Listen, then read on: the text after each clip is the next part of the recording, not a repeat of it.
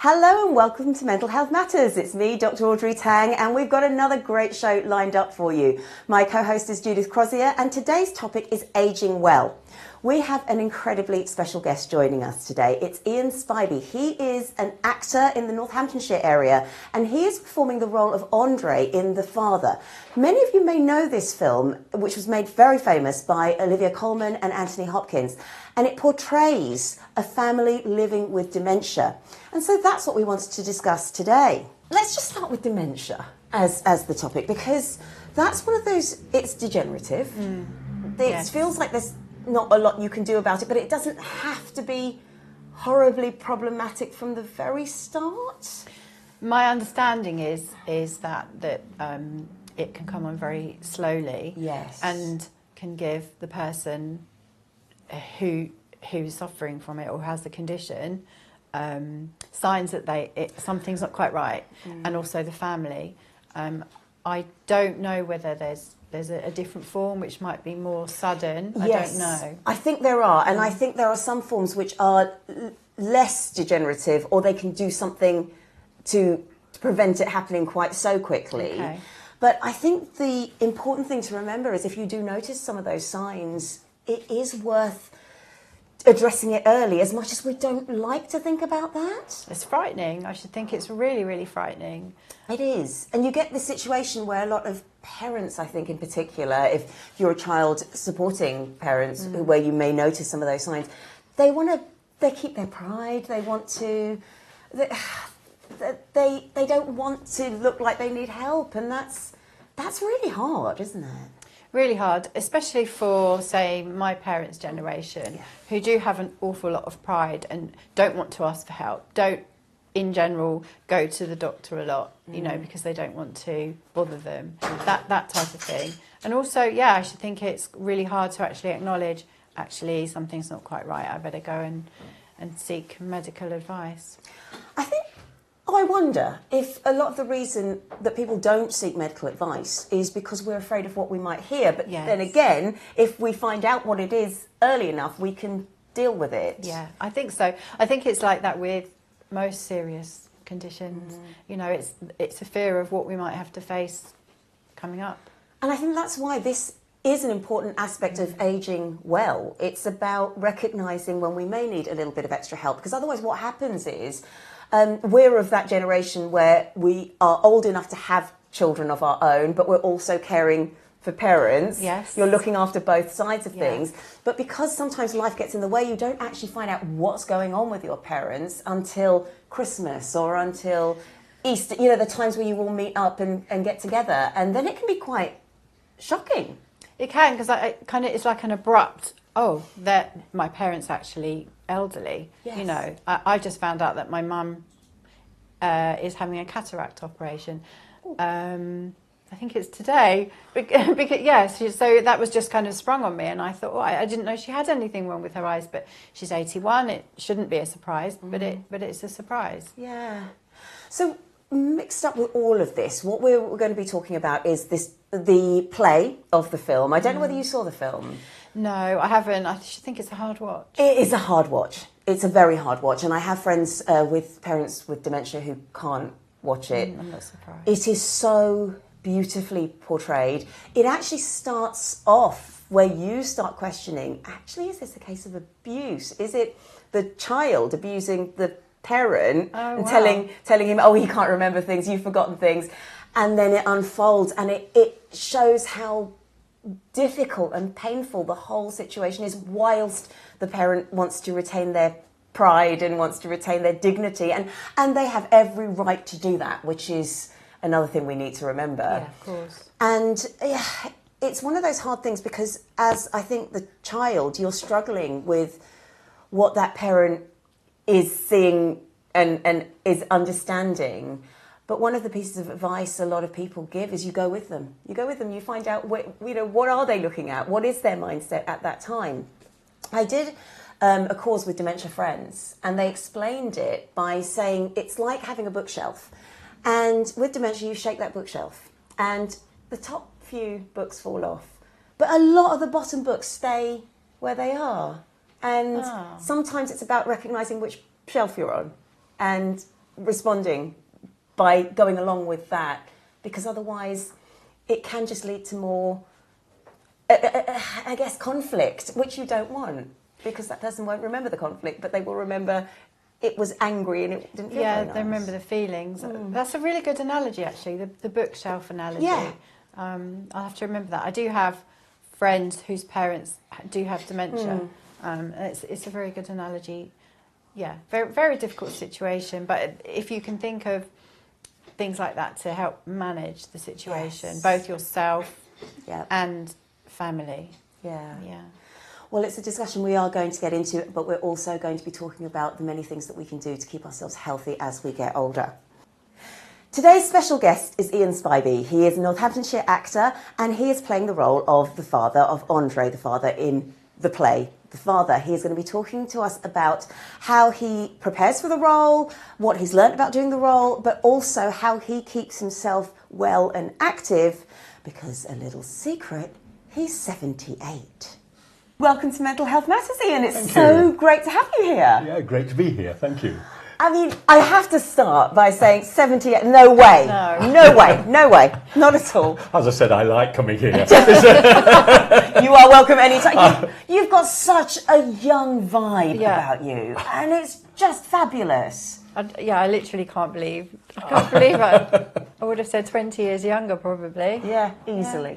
Easily. And it's not just looks, it is just your whole physicality, it's your energy everything.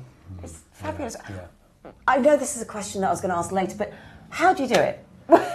What's your secret? I think I've always been energetic, so that's I remember somebody said we were talking about graves, things you put on your grave, and he said well, they'll say at least he was enthusiastic, which was a great, and I've remembered that. Yeah, at least he was enthusiastic. So yeah, I've always had energy, but I think the two things really, the two main things are that you exercise and you keep your brain active. Those are. I mean, there's lots of other things, of course, but exercise and keep your brain active. I'd agree with that actually, because it's. I mean, we hear about so many actors who are Bruce Willis, Michael Gambon, and it's really, really sad that actually they don't have the capacity to remember lines anymore. It is becoming. It's sad. Yeah, and you need both, because I think sometimes you can keep your brain active, but if the physical side, you're just sitting down the whole day, the two sit together, don't they? Yeah. I went to a lecturer who was a researcher at Leicester University, and it was something that he said. He said of everything, you can be doing, overeating, all the things that you shouldn't do. He said, but exercise. If you exercise, that is the one thing. And so that's what I do. I do yoga, and I do it 6 times a week. Wow. Wow. And not just exercise, because a lot of blokes particularly will think, exercise is just lifting weights. Yeah. And it's not that. As you get older, as you get into your 70s, it's being flexible and being mobile. Yes. So that you stand up, you can stand up in the chair, without sort of Yeah, that's exactly right. Yeah. It's about being able to do little things like unload the dishwasher, unload the washing machine. Without being stuck, with your back. Yeah. Absolutely. And I think that's the thing, which I'm loving the fact you mentioned yoga, because that is about the flexibility, it's about the stretching, and also the breathing, which makes a difference. Absolutely. Getting a lot more oxygen to our brain. Yes. Simply. Oh my goodness. But also you have to stay fit and active as an actor. I mean, it's a demanding role that you're playing. And do you do a sort of series of 6 performances per week, that kind of thing? No, I mean, very luckily we're doing like 3 performances, and then we're moving and doing 3 performances somewhere else, and then so we're touring around. So that is in one sense. But you were saying about learning lines. That for all older actors, and that's the thing. God, am I gonna remember my lines? Am I gonna remember my lines? Yeah. I remember Ian McKellen saying, because he does. I mean, he's in something at the moment. He's doing Hamlet, or a version of Hamlet. That's right. Yeah, and Brilliant. he said, that's the thing that you're thinking about. Am I going to forget my lines? You know, and so it's there, and I have to. And the yoga helps that because it's, you know, the mindful thing, and all right, no, you'll be all right. And a few years ago, I thought, oh, I'm not going to be able to do this anymore. So I went to a hypnotherapist, and I talked to him, and he said, no, you don't need a hypnotherapy. He said, I'll just take you through a little routine. He said, think of a time when you got out of a situation. And I sort of thought, he said, now think of a time when you got out of a situation on stage. And, oh, yeah. He said, you'll be able to get out of the situation. I thought, oh, right. And so it is a mental thing, isn't it? As well. It is, and with live theatre, that's part of the joy in a way. You get into something and you get your way out of it, and you all know, but nobody has got a clue. And that's right. It makes a lovely story. I mean, but as well as that, so as well as the having to learn your lines, which is it's a huge part to play. Oh yeah, it is. It's a very emotional part to play as well. Yes. So how do you prepare for that? Because that can be quite draining. Right. What I did was I read a whole lot of stuff. I read a whole lot of books and things that you mentioned about dementia. One of the things that struck me though, is that most of them talk about the carer and the effect on the carer. They don't talk so much about the actual experience that the person with dementia is going through. Wow, how interesting. You know, and that's the thing about this play. Is because you see what you're in. Andre is the character. Yes. You're in Andre's head. You see what he's going through, and you also see the family getting things wrong with the best will in the world. Yes. You know, saying, "Do you remember? Do you remember? Do you remember?" Of course I remember. Yeah. You know, you never stop talking about it. Yes. And then lots of other things which they say, which now I realise you don't say that. Yes. And the assistant director, she works with dementia patients, so that's been really useful. Yes. And one of the things she said she'll come into the ward, and an old man will come up and say, "When am I going home?" Right. Now your response is say, "No, you're not going home. You're staying here." She said, "I just say, oh, a taxi's coming. A taxi's coming in this afternoon." She said, and then he relaxes. Yes. And then, of course, he's forgotten. Yes. And so that's so counterintuitive, isn't it? Absolutely. You know, my mother said, one thing I can't stand is a liar. But knowing how to deal with dementia patients, I think, is a really, really important thing. I'd like to pull out that point exactly like you said, because I know you also responded to that with it focuses on the carer. I've done a little bit of work with our sustainability expert, John Goldwyn, on a dementia-friendly garden. Now, where the research has all been was dementia, greening dementia, all of those sorts of places would say, oh, well, green space is wonderful for dementia patients, it's absolutely fantastic, but they're not using it. I wonder why that is. It's because they don't want to go out. And then you look back at the research, and then actually they've only spoken to the carers. They've not spoken to the people who are going to experience it. And when they did, all the people who have dementia were saying, I don't know whether I can actually get a wheelchair down that path. I don't know whether there's parking. I don't know whether there's toilets for disabled people. I don't know whether this is a dementia-friendly space. Wow. That's why they weren't using it. I know. Yeah. It sounds simple, doesn't it, to actually speak to the people who are experiencing it. But yeah, I wonder if it's something to do with the condition itself, that's why carers, they're bypassed, and that's why the carers are It's the spoken assumption, to. isn't it? Yes, It's almost like you'll speak to the carer rather than the person. Yes.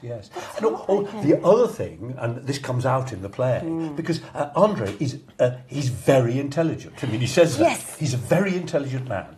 And you get the carer saying, "Oh, now, I'm going to give you your medication. It's a little blue pill. You know, you like the little blue pills, don't you?" And he says, "Are you a nun?"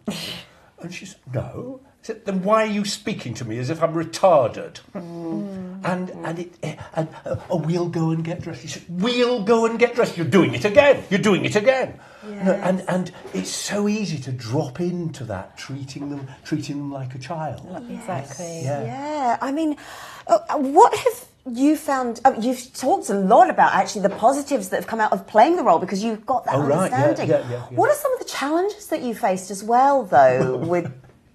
Funnily enough, they keep saying to me, move like an old man. Yes. I'll get up. I've got to.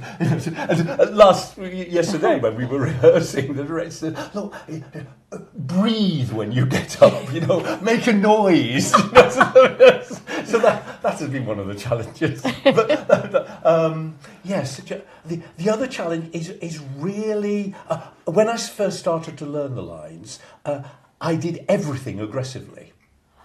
Because one of the things that there are lots of things aggressive. He's angry. And then I realised, oh well, no, it's not always aggressive. A lot of it is patronising. When his daughter says something, she says, "Do you remember?" "Yes, dear, I know that.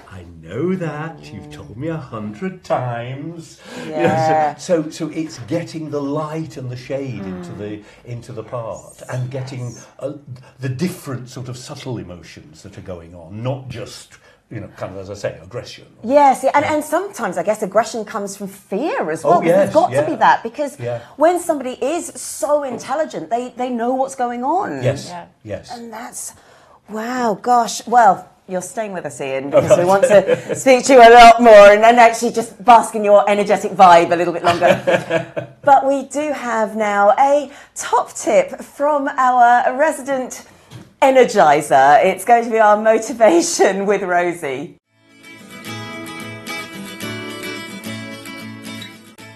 Don't worry about what other people are doing. Don't worry. You'll look on social media and you'll start thinking, oh gosh, you'll compare yourself. You'll look at other websites and you'll get down on yourself.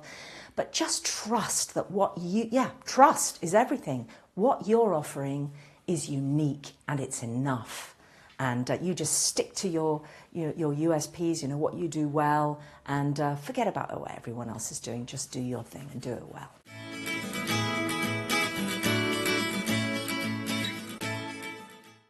I love the fact that the director said you've got to act older. And I think that's it.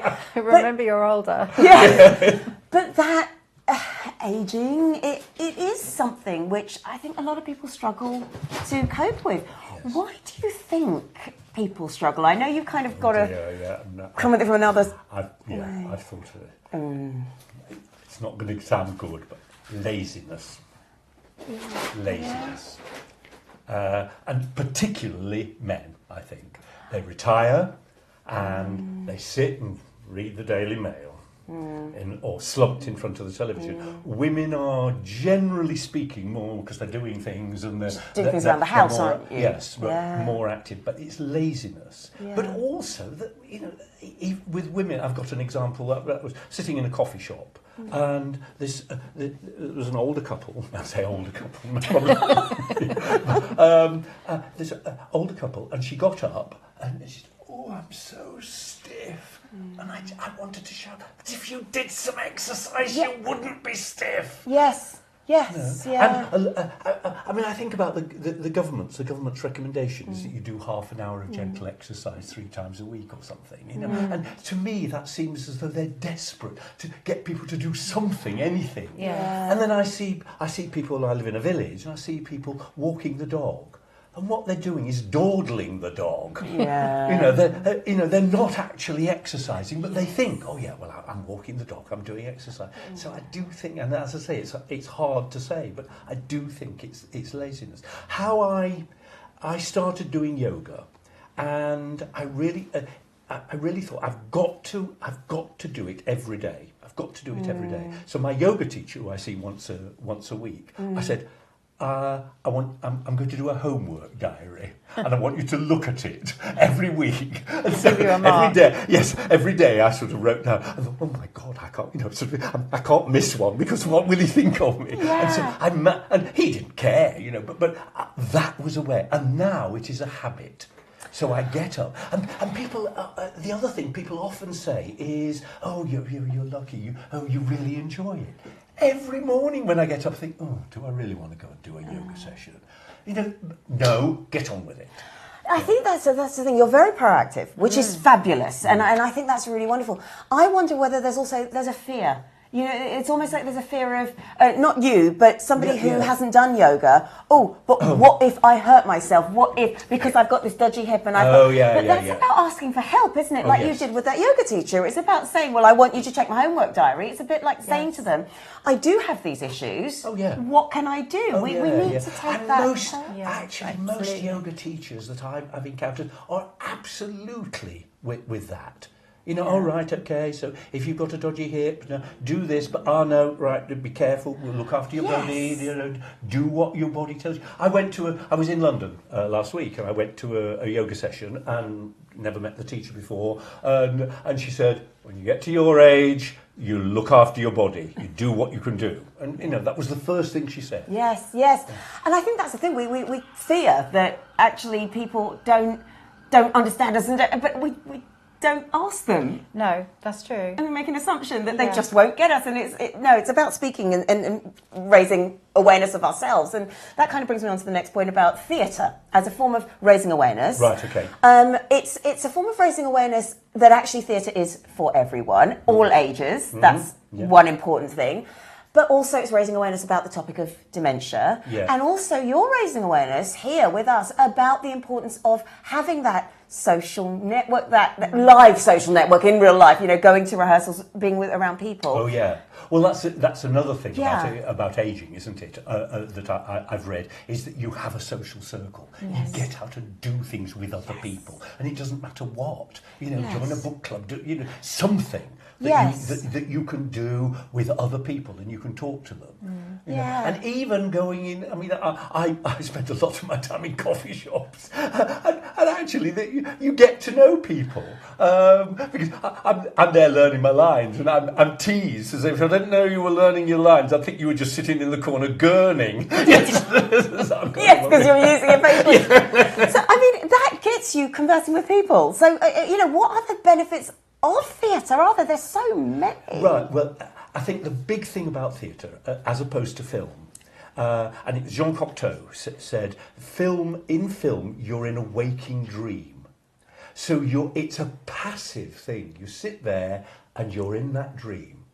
In theatre, it's quite different because there are real people sitting there or standing there on stage. It's real. So you see these people. Part of your brain knows that they're acting, but you're actually there is something between the audience and the actor, and it's. I've investigated, and I don't know what it is, but every actor will tell you you will sometimes get a moment when the whole audience goes totally silent, and it's the most wonderful feeling. I tell you, you think, oh my God, I've got it. But what is it? What is it? Yeah. And that comes across. Another thing, I went to see a performance of The Cherry Orchard by Chekhov, and it was in the London Theatre, and it was towards the end of the run, and so they brought us all down to the front. You see, and it was with Judi Dench. Oh wow! Right? Judi Dench. There's one part in towards the third act, I think. Judi Dench is standing there, and the student is raging at her, and sort of you're sort of like this, and she stood there, and she conveyed heartbreak, and I was thinking, how are you doing that? What are you doing? Are you moving any muscle? And she was doing nothing. Yeah. But she was conveying. Yeah. And you only get that in live theatre. Yes. You don't get that in film. No. That thing, and it's nobody that I've ever read has been able to explain it, but there's a thing between the audience and the actors. I agree. Someone has tried to give a metaphor, and it's a chord in harmony. You will never have that set of sounds ever again. It's that moment where you just get all of those voices, all of that music, all of that reality together, and then it just disperses again, and it's just that moment of harmony. And I just think that's... You must have felt that in your career. I've been very lucky, yes, we've had it a couple of times, and it is incredible. Yes. And that is the beauty of theatre as a medium, as a way of putting something across. And so I think when you're doing something like The Father, like Dementia, I think when the audience is feeling it, getting it, they get into. I mean, they get into Andre's head. They understand this because it's confusing. And I thought we'd already had that. They've already had that dinner party, but now we've not. And so and there's no other thing that I've ever seen or read where you actually understand what it's like to have dementia. You're there and you're in his head. I think that's so special about doing these sorts of productions. I mean, on a lighter note, Leia Salonga, she recently gave an interview about why she absolutely hates people bringing in phones into a theatre, because she says it's an experience between you and the audience who is there. Yeah. And if you're there and you're putting up a barrier with a phone, you've actually put something between you. Yes. And you're not going to get that passion or that energy that people are putting across. And I think that's absolutely true. You're staying with us still, but where can we see The Father being performed? Right, because it's just such a great play anyway. It's on the Royal Theatre in Northampton. Which is the main theatre in the Royal and Derngate. We're in the Victorian, the Royal Theatre, and it's on the three performances. One on the 22nd of March, that's Friday the 22nd, and two performances on the Saturday as well, the matinee and an evening performance. Brilliant. And then you're touring with that. We're touring. After Yes, that? we're going to the Isle of Man. We're going to Chester. We're going to Ashby de la Zouch. We're going all over the place. That's quite a grueling schedule, though, isn't it? It's spaced out. So it's not kind of getting on the train and another performance the next night. So And this is just me being nosy more than anything else.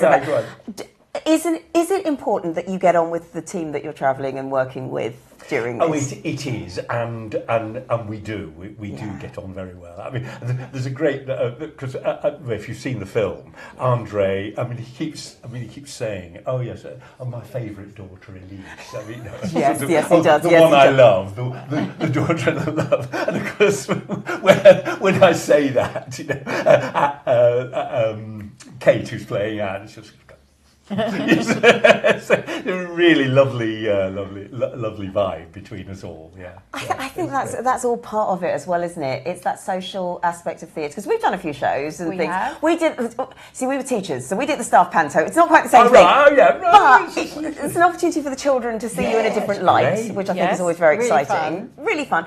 But you bond as a team. Yes, you do. Don't you? Because it's almost you against the audience in a way. Yes, that's right. Your work and this is where I think actually organisations can learn a lot from theatre. That it's not about saying, well, it's your problem, you go deal with it. It's a bit like, no, we need to sort it out, and then we will put that front to the audience or to the client and deal with it. I think there's so much that theatre can teach us. Absolutely. Oh my goodness. Well, stay with us. I was at a wedding recently, and I know this is a strange lead-in, but what happened was, halfway through, a little Shetland pony turned up, and he was the confetti bearer. I found out that this Shetland pony was Jack Brock, an award-winning dementia ambassador. And this little pony goes into care homes, it goes into hospitals, and he's there as a therapeutic animal for people with dementia. So let's have a look at Jack.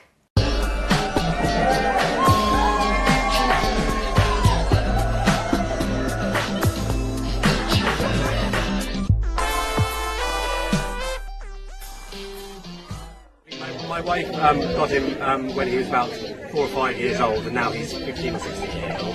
And in the meantime, she's been doing work with Dementia UK and lots of nursing homes she goes to with him to give the old people sorts of therapeutic ideas. I've spoken to people who also support dementia patients, and they say that whenever you see an animal, you automatically instinctively know how to treat the animal, and that's Absolutely, exactly, yes, indeed. We find it therapeutic. It brings back, like I say, a lot of fond memories. It helps them get through their days. Yes, it was an East Anglian Daily Press Award. that he won last year in Norwich Cathedral for Small Animal of the Year award. So there was other things involved. Dogs were in the category, but he managed to win it luckily. So the EDP.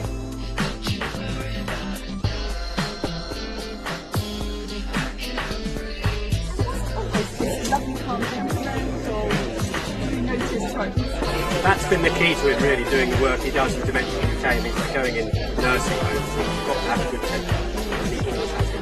And how do we get hold of you? Maybe book well, I think he has a Facebook page, or ring me on 07879 412 414, and I'll be happy to help. Amazing. Thank you so much. Not at all. Thank you.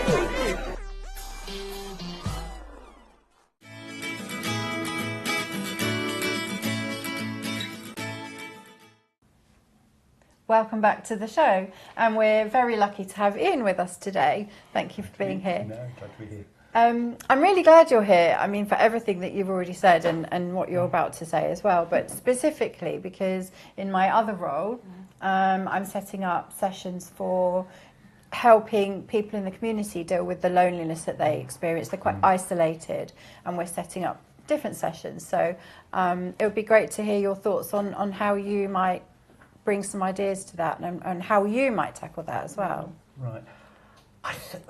The big thing, I think, is not to be, as an older person, not to be passive. Not to expect that things will be done for me.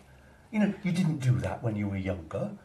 You know, True. you actually had to, you know, when you've got kids, you had to actually take them and get them dressed and take them out to school or, you know, whatever. And there seems to be this thing of when you get to a certain age and you decide that age yourself, that you think, oh, well, no, now's the time for me to relax. Now's the time for other people. I've heard that often. Now's the time for other people to take charge. I do hear that sometimes. And I really do not think that is right. I'm still working. As well as acting, I'm part owner of a Wellbeing fitness organisation, and I work 3 days a week with younger people. And my God, they keep me active. You know, I never get dressed in the morning without thinking, would they approve of this? or will I get teased unmercifully about it? That is it, isn't it? It's about staying connected with your community of all ages. Yes. And that's really important, because I think so often you almost feel, oh, well, you're a certain age, so you all just hang around together and you just play your bingo, and that's not what happens. No. Or it shouldn't be what happens. Yes. We need to change the narrative and what people expect old age looks like. Old age in inverted commas. Because you clearly are breaking the mould. You're not an old person. No, and I don't feel it. I mean, that's the thing, isn't it? That you don't feel it. I mean, going back to the play, Andre, the new carer, comes in, and he starts flirting with her because he doesn't think he's old. No, you know, and he's kind of saying, "Would you like an aperitif?" Oh, no. And he's kind of, and the daughter is a bit shocked by it, but he doesn't think it. He doesn't think he's old. Yes. And I think there is, when you say about the narrative, there's a real issue out there with media and with advertising in particular. It's all anti-aging, anti-wrinkle, and we are afraid of aging before we even get anywhere near. And how do we change that? How do we tackle that? Yeah. I understand that in other communities, in other nations, that isn't the case. You know, that older people are regarded for their wisdom and their experience and so on and so forth. But older people, you know, kind of one of the things I was taught is, by my younger colleagues, don't tell stories. You know, so you go into a shop and tell a story. They're not interested. Oh, right, okay. That's the same training we get as hosts. Don't tell a long story. No one cares about you. They're here to see the guests. Yeah, that's right. And it's awful when I prefix things, even in edit, I sometimes go, oh, why did you go on about that? Yeah, really? Just cut that off. the number of times, did you realise that person behind the counter, she didn't care. She just wants you to go. You pay your money and go. I think that's the thing, though, because it's about making new stories as well, because I think if you are too caught in the old stories, you can then just get into that mindset of, oh, but things were so much better then. And that's hard, isn't it? It's hard to get out of. Yeah. I mean, I read some statistics from the age I've forgotten, the United Nations. It's come back to me. Yeah. The United Nations, where people say, oh, it's worse now than it's ever been. Wars, poverty, so on and so forth. Their statistics show that it is better now in every respect than it ever has been. You know, in terms of fewer wars, fewer people being killed, fewer child deaths, less poverty, all those things. And yet it's so tempting. And it's on my laptop, and it's a quote saying, "Oh, young people these days, they have no respect. It was better when we were, going on like that." Yeah. And who said it? Aristotle. 2,500 years ago. You have to remember, we're still using all of that information, it's so funny. But yeah, this is the whole thing with United Nations, and they did do an ageing report recently. Oh, right, okay. We work a lot with Professor Sharon Hinchliffe. She's at the University of Sheffield, and she has done the Sexual Rights Charter for older adults. Oh, okay. And what that is about reminding us that as older adults, we are still sexual beings as well. That's all part of it. And it is part of well-being. And I think what she does really well is celebrates age and what we can learn, and actually speaking to people to find out, well, what are the issues we're facing? Because the assumptions are completely different to what's going on. Yeah. Which is frightening, actually. Yeah, I should imagine that most people have an idea about how that might change and what the problems are when you're older, but probably, it's probably not like that when you do reach that age. So for you, Ian, what has been as expected, perhaps, as you've got older, and what has been kind of, I've taken control of this, I am living life to the full every single day. What have you done to age well, but also what have you had to manage that is part of ageing? Knowing that there are certain things that I can't do, or I can't do as well that I did, but to keep reminding myself, and I've thought about this for years and years and years, that actually, people. Somebody once said I was doing something, and he said, "Oh, you really must want to live a long time." And he said, as a kind of as a bit of a sneer. That way. Yeah. Gosh. And I said, "I don't mind when I die. If the fates or whoever decides says that on October the 13th next year you're going to pop your clogs, I don't mind. But on October the 12th, I want to be going at full speed." Oh, yes. That's my philosophy. That's a great one. That really is. And sort of related to that, what are you most glad of knowing now? Maybe that you didn't listen to when you were younger, or you didn't think about when you were younger? Because I think, yes, age does bring wisdom and experience. So what I remember thinking, because when I grew up, talking about, my mother would have been shocked out of, if you were sleeping with a girlfriend, and I remember thinking, people won't be as prejudiced when our generation grows up. They won't be as prejudiced, but of course they are. Yeah. But in different ways. So it is one of those things that unless you guard against it, you can just fall into that prejudice. And what we've talked about of saying, "Oh, well, it was a lot better when I was young," and it wasn't. yeah, this is the thing that I always remember. Someone would say, "Oh, in my day it wasn't this," but also people would then say, "But in your day there was also no CD players and there was no digital recording and all of these other technologies." That's better. Exactly. Medical research wasn't as good. Exactly. Yeah. How would I have been able to get from the other side of Northamptonshire to Bedford and then go back and still have the afternoon? I wouldn't be able to do that. Yeah. It would have been a day's journey at least, wouldn't it? And even further back, it's been 2 days' journey. I had to stay overnight. Is there anything at all that perhaps could have been was better or perhaps could have stayed the same? I know that's the reverse of the question. That's a tough one, because I do reflect on this sometimes. I do too. Yeah, I did think about was there this. anything better? Was there? And I don't know. I don't know. I am probably there to say there's something about family and community that we do lose a little bit. But then, as you say, you have to actively go out and find it, which you can. Yeah. And sometimes that... I mean, the popular one is, that's always being put up is, young people nowadays, they're on their phones, they're playing games. But, and I say, pointing out in a coffee shop, look at them too. They're just sitting on their phones. But if they were reading the paper or reading a magazine, would you say anything? No, you wouldn't. And is there anything different between playing a game with your mates and sort of on the internet and a bridge party where you're... I mean, I've not thought of it that way before. That is very true. It is very It's true. just a different way of doing it. People like playing games together because there's a community. And when I said young children of friends of mine, they play this. They play a game, but they're with people from all over the country, or All the world. they're chatting as they're playing it, and so you've got that social interaction. It's just in a different way. And I think this does bring us back to a key point here, that you are using all the technologies like a tool. You're using it in the way that they were always intended. But again, that's the same with playing bridge. That's the same with all of the things that we maybe used to do. Mm-hmm. We are using it as a pastime. It doesn't consume us. But that consumption, it doesn't matter how old we are, it doesn't matter who we are, that's about us allowing that to happen, isn't it?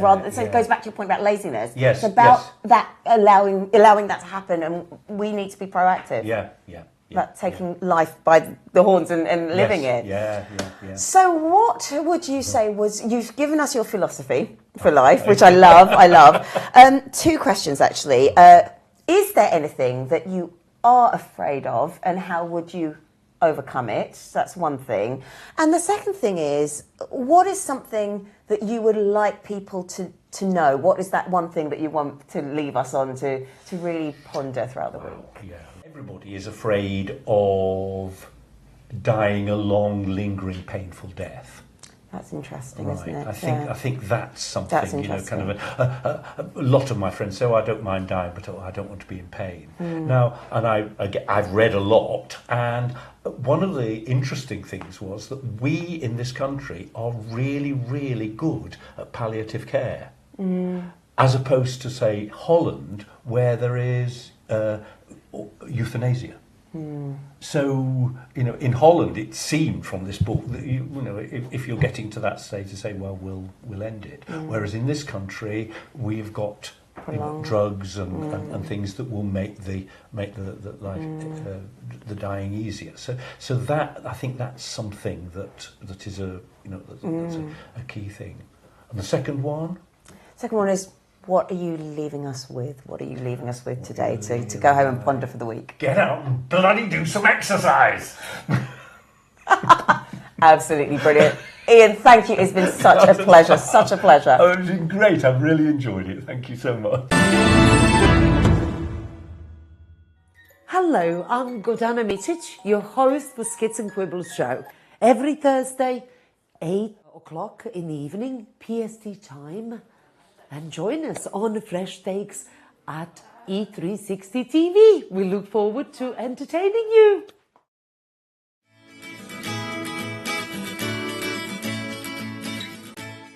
I thought I'd talk about loneliness and what we can do about it, because we do need to be aware that in a business you will have people of all ages, and not only do you have people of all ages, but you have people of all different types of financial means as well. So I thought I'd give a few tips that we could use that don't cost a lot of money. Loneliness is an issue. And you don't know when somebody is seeing work as their one place to socialise. So on the one hand, it is lovely if you have a communal lunch place, but also it can be problematic if not everyone wants to go there together. But sometimes it's nice to be able to offer, to bring people along together as a team. Having team outings is another thing that can happen. And again, if they can be subsidised, that can make life a little bit easier for those who perhaps struggle a little bit more financially. Other things that you can do that have worked in other organisations that I've seen are things like having art classes at lunchtime or after work that people can join, or wellbeing walks or a book club. Things that our guest Ian has mentioned, but things that people can join in with if they don't have the same opportunity when they live at home. The reason I say this is because we are going into a hybrid environment. People work from home, people work in the workplace as well, which means that our society is also changing to suit. So what you may notice is things like at home, there may well be more restaurants, more coffee shops, more places to socialise. But in the workplace, perhaps these are not around quite so frequently. And perhaps it's more down to the workplace to provide those social events and those social moments. So do consider that things have changed for people as well. And this brings me to things like office parties. It used to be that you would go to work, and because you were at work, you may as well go to the party afterwards because you're already there. But so many people are now working from home. Is that office party the thing that they want to then suddenly get dressed up for and then go down to? It may actually be better to have a social event on a completely different day that people can prepare for, that they all want to attend, that is unusual and a little bit different. So do consider all of these different things that we can do. You're not there necessarily to address the loneliness epidemic by yourself, but it is worth being aware that because social lives have changed, because society in the workplace is changing, we do need to make different exceptions. We do need to perhaps fund different things, and we do need to address social outings slightly differently too.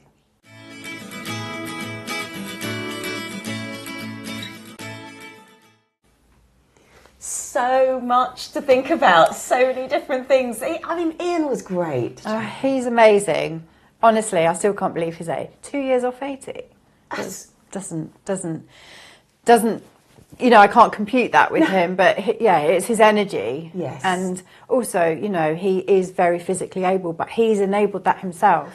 Yes, this is the thing, because I hate exercise. I know we've had this conversation before, but the thing is, I do it because it does keep me flexible. Yeah. It's not about the cardio fitness anymore. It No. is about being able to get out of the chair and not go, and seize up. Yeah. As my personal trainer put it, it's about being able to turn over in bed when you want to. Yes. Because some people physically can't do that. Yeah, that is actually really quite shocking that is one of the reasons why. Yeah, it's just a natural thing that anyone would do. But Yeah. he said some people get to the age, and it shouldn't be about age, but it is, where they can't turn over in bed. They can't get up off the sofa, and there is an awful lot at the moment, you know, that I'm reading into about the science of resistance training being better than cardio, as you say. Yes. Because bone density, Yes. we lose a lot of that as we get older. And these are things that, unfortunately, that's just biology. Exactly. That's You we can't stop lose that. elasticity in our skin. We lose the density of our bones. But we can do something about it in that we can exercise, we can look after our diet. I know that's not something that Ian talked about, but there is something about certain nutrients that perhaps we're lacking that we can then add into our diets as well, I guess. Yes, and in fact, I forgot to ask him, but I wondered about how deep into yoga he was, because obviously there's the yogi eating and the vegan or the plant-based diet. Yes. So that would be quite interesting to have asked him, actually. Next time we'll bring him on the show Next again. time, yeah. But there is, there's a lot of science about the nutrition. And another thing that we didn't mention, but this is something that a fitness professional has said before, is this narrative about ageing.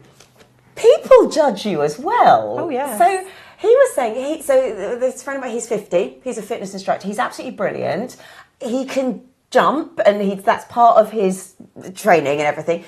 And then he'll have some of his clients go, oh, well, the other one can jump much higher than you. And he just sits there and goes, well, I'm 50, he's 25, I should hope he can. Yeah. We ourselves need to change our mindset about ageing, don't we? Yeah, absolutely, exactly. I think that's a lot to do with it. This society it's ironic because there's so much spoken about age, like you said, the adverts, anti-aging, you know, age in everything. On the other hand, I don't think the elderly have the care that they deserve.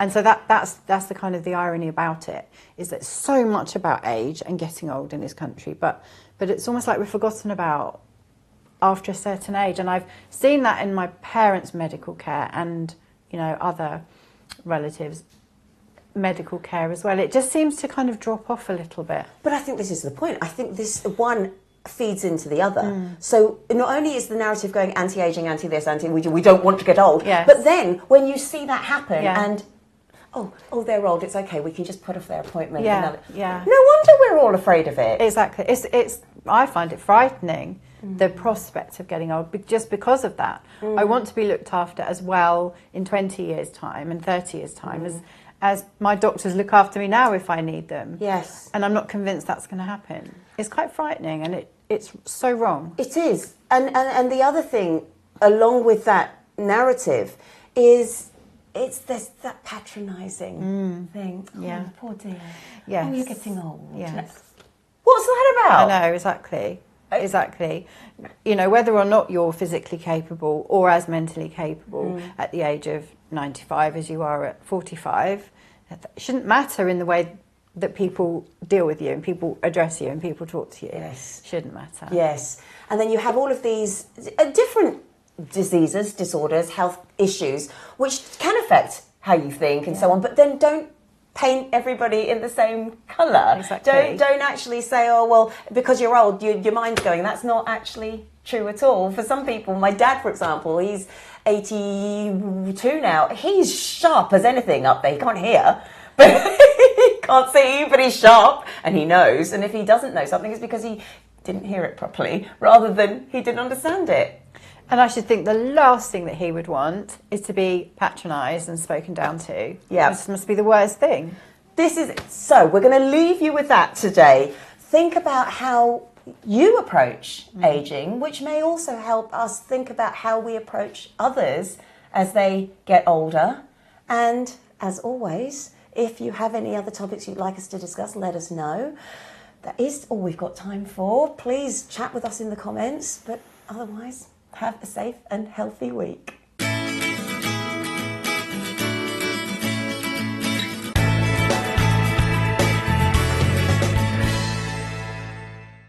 A world without the arts is one without confidence, creativity and community, and yet funding has been reduced every year. Arts programmes have been shown to benefit social inclusion and well-being, particularly for marginalised groups, with projects fostering a sense of belonging, cultivating mutual understanding, and breaking down social barriers and isolation.